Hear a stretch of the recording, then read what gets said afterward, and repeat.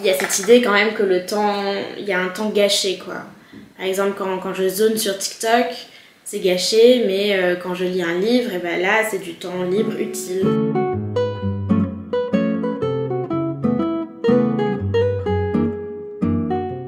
Bonjour et bienvenue dans une nouvelle vidéo de moi qui fais du tricot en parlant de ce que je veux. J'ai pas beaucoup posté en ce moment parce que comme vous pouvez le constater, j'ai un peu changé de vie récemment. Je suis actuellement sur le campus d'HEC, dans une petite chambre, et j'ai repris mes études. Je fais ce qu'on appelle un MBA, un Master en Business et Administration. C'est une sorte de master qu'on fait quand on veut changer de voie, changer de vie professionnelle. Et donc je suis à nouveau étudiante. Et je pensais qu'en étant étudiante, j'aurais le temps de me consacrer à mes hobbies et à me consacrer à mon tricot. Et c'est un peu l'inverse, dans le sens où j'ai pas trop eu le temps de faire du tricot et j'ai pas trop eu le temps de poster des vidéos. Mais me voilà. Et en fait, ce souci-là, en fait, c'est un souci qu'on partage pas mal avec d'autres élèves du master.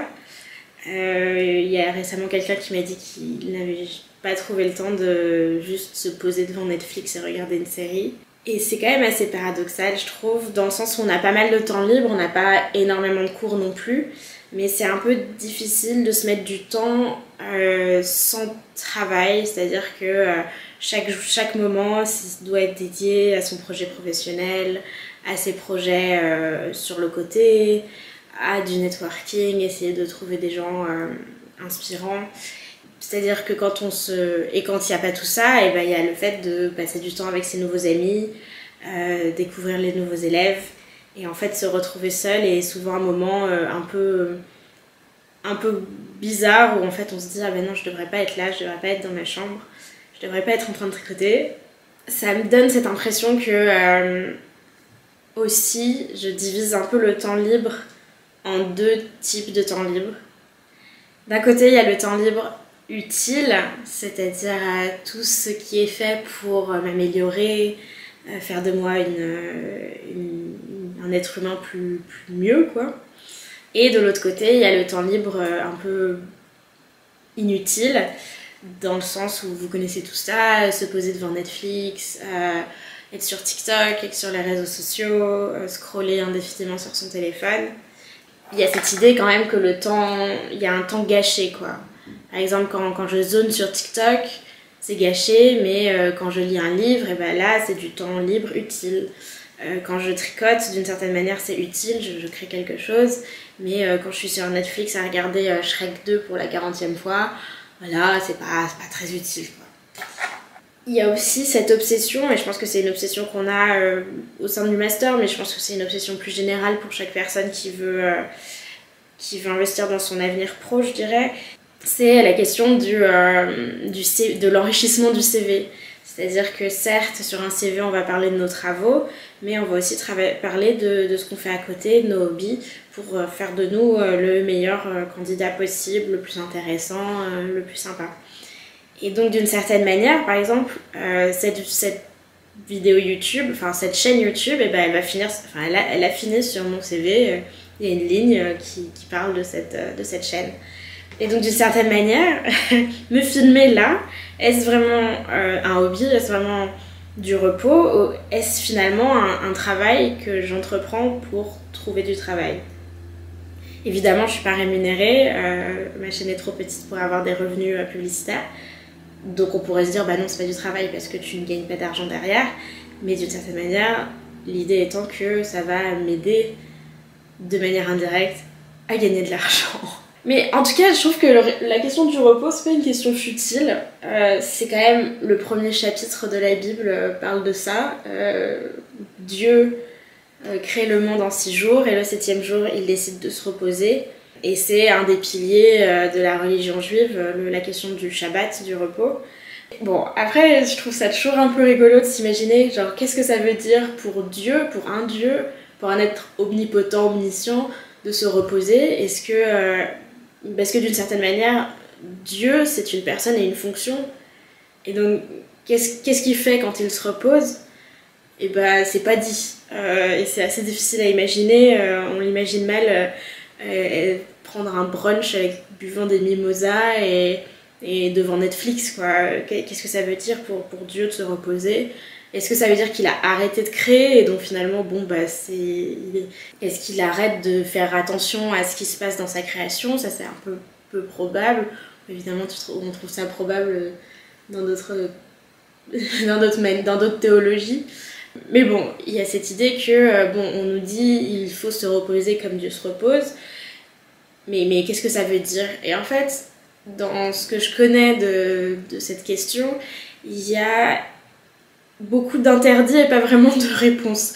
L'idée étant qu'il y a une liste de choses qu'on n'a pas le droit de faire pendant ce 7e jour, pendant ce Shabbat, de l'ordre, et selon si l'on est très religieux ou peu religieux, on les pratique, ces interdits, mais en fait, à partir de là, en fait, ça nous donne pas une idée de ce qu'on doit faire, mais plutôt ce qu'on ne doit pas faire. Ce qui est intéressant, c'est que si ces interdits, on les suit beaucoup, tout de suite, ça nous coupe énormément de possibilités, parce qu'il y a un interdit de base qui est qu'on non seulement on n'a pas le droit de travailler, mais on n'a pas le droit de faire travailler les autres.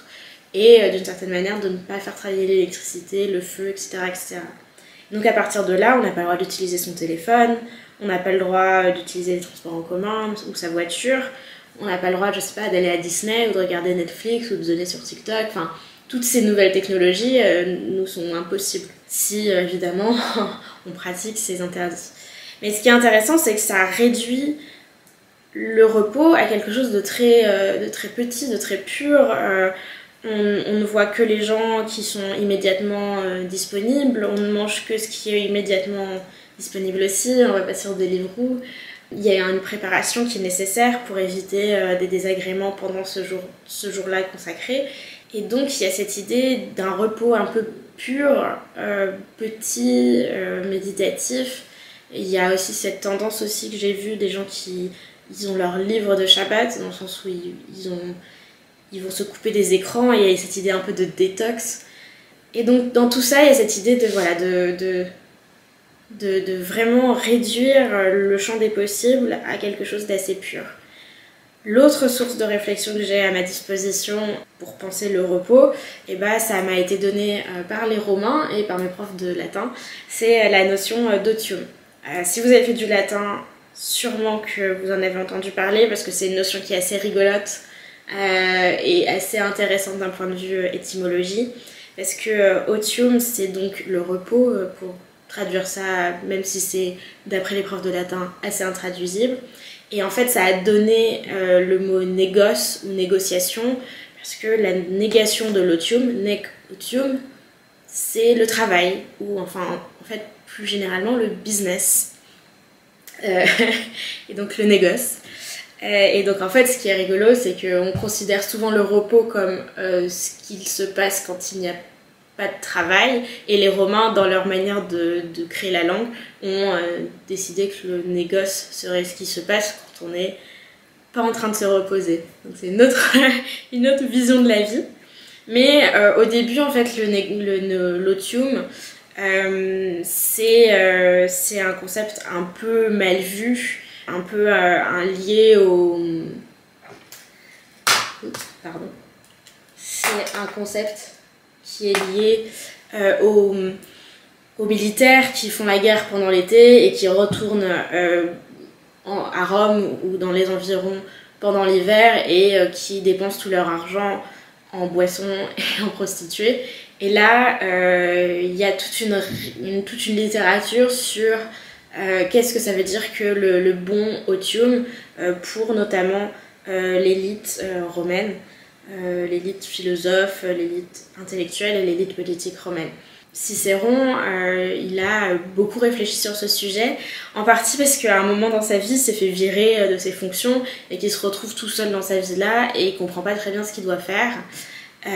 Et donc il va beaucoup écrire, et il va écrire sur le fait qu'il écrit, mais bon, clairement c'est un truc qui lui tombe dessus, et donc il va imaginer la question du otium cum dignitate, le repos avec dignité, le repos digne, qui est un repos où on va devoir rester quelqu'un de cultivé, quelqu'un d'honnête, quelqu'un de digne, ou qui prend soin de son intellect, de sa philosophie, une philosophie plutôt stoïque ici. Et donc pour lui, ça consiste à écrire des livres de philosophie que des pauvres étudiants ont dû traduire des siècles plus tard. Mais j'ai quand même l'impression qu'entre Cicéron et moi, on a quand même eu le même souci à un moment, et on a aussi fait cette distinction, lui et moi, c'est la question du repos digne et du repos indigne. Moi, faisant plutôt la distinction entre le repos utile et le repos inutile. Mais enfin, en tout cas, on voit qu'il y a une distinction qui se fait, qui est que, bon, il faut pas dépenser son argent dans le vin et les prostituées, il faut plutôt dépenser son argent en une sorte d'enrichissement personnel. Donc des deux côtés du spectre de la culture occidentale, entre la Bible et Cicéron, on a quand même un besoin de définir le bon repos, qui est un repos d'un côté pur, dans le Shabbat, qui réduit le nombre de choses, qui nous demande de vraiment ne rien faire, mais qui nous dit pas vraiment ce qu'il faut faire. Et de l'autre côté, on a Cicéron qui, lui, à l'inverse, va nous donner une liste réduite de choses à faire. Donc d'un côté, on a une liste de choses à ne pas faire, et de l'autre côté, on a une liste de choses à faire. Donc un nombre restreint d'activités à se consacrer, surtout fondé sur l'étude et la philosophie. Je pense que ça résonne un peu en moi, parce que avant d'arriver dans ce MBA, j'ai eu énormément de temps libre, j'ai eu en fait l'obligation de me reposer, et je pense que la notion cicéronienne du repos m'a beaucoup aidée à ce moment-là, où c'était une notion positive de il faut que je me cultive, il faut que je prenne soin de moi. Et donc c'est à ce moment-là que genre, j'ai recommencé à écrire, j'ai fait des vidéos YouTube, j'ai beaucoup lu, etc., etc. Mais je me rends compte aujourd'hui qu'en arrivant dans le MBA, c'est plutôt la notion biblique du repos qui là pour le coup me sauve, parce que je dois d'une certaine manière faire l'effort conscient de sanctifier des moments de repos. Des moments où je ne vais voir personne, des moments où je vais juste être dans mon coin à faire des choses très simples. Mais je pense que ce qui me rattrape malgré tout, et ce qui n'est pas pensé par des gens qui ne vivaient pas dans cette question-là, c'est la notion qui a émergé, la notion moderne du repos, qui est la question du repos productif, le repos qui finit sur les CV, le repos qui finit sur les réseaux sociaux, ou plus généralement qui nous accorde du statut, une sorte de repos obligatoire et statutaire. Mais bon, ça serait encore se lancer dans une autre discussion. Donc tout ça pour dire, je vais vous laisser, parce que il faut que je mette à jour mon CV. Et puis j'ai une to-do list là qui m'attend. Mais en tout cas, si vous êtes arrivé jusqu'ici, merci beaucoup. Je pense que vous devriez me le dire en commentaire, et surtout vous devriez me dire c'est quoi votre activité de repos la plus coupable, et à l'inverse votre activité de repos que vous appréciez le plus pour votre développement, et si vous êtes plutôt repos détox ou alors repos culturel. Sur ce, je vous souhaite un bon repos. Aujourd'hui c'est le 11 novembre, donc c'est l'armistice, donc a priori je vais et vous aussi me reposer, et je vous dis à bientôt et à très vite.